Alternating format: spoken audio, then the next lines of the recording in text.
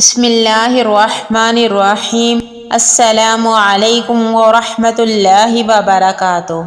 حضرت ابن عباس رضی اللہ عنہ سے روایت ہے کہ رسول اللہ صلی اللہ علیہ وآلہ وسلم نے جب حضرت معاذ رضی اللہ عنہ کو یمن کا حاکم بنا کر بھیجا تو فرمایا، تم اہل کتاب کی قوم کی طرف جا رہے ہو، پہلے تم انہیں اس چیز کی دعوت دینا کہ عبادت صرف اللہ تعالیٰ کی کریں۔ اگر وہ توحید کا اقرار کر لیں تو ان کو بتانا کہ اللہ تعالیٰ نے دن رات میں 5 نمازیں فرض فرمائی ہیں۔ اگر وہ اس کی بھی تعمیل کرنے لگیں تو ان کو بتانا کہ اللہ تعالیٰ نے ان پر زکوٰۃ فرض کی ہے جو دولت مند لوگوں سے لے کر انہی کے محتاجوں کو دی جائے گی۔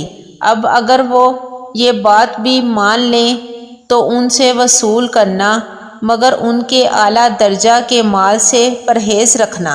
صحیح مسلم حدیث نمبر 123۔ حضرت ابو ہریرہ رضی اللہ عنہ سے روایت ہے کہ رسول اللہ صلی اللہ علیہ وآلہ وسلم نے فرمایا، صدقہ مال میں کمی نہیں کرتا، اور بندے کے معاف کر دینے سے اللہ تعالیٰ اس کی عزت بڑھا دیتا ہے، اور جو آدمی بھی اللہ کے لیے عاجزی اختیار کرتا ہے اللہ اس کا درجہ بلند فرما دیتا ہے۔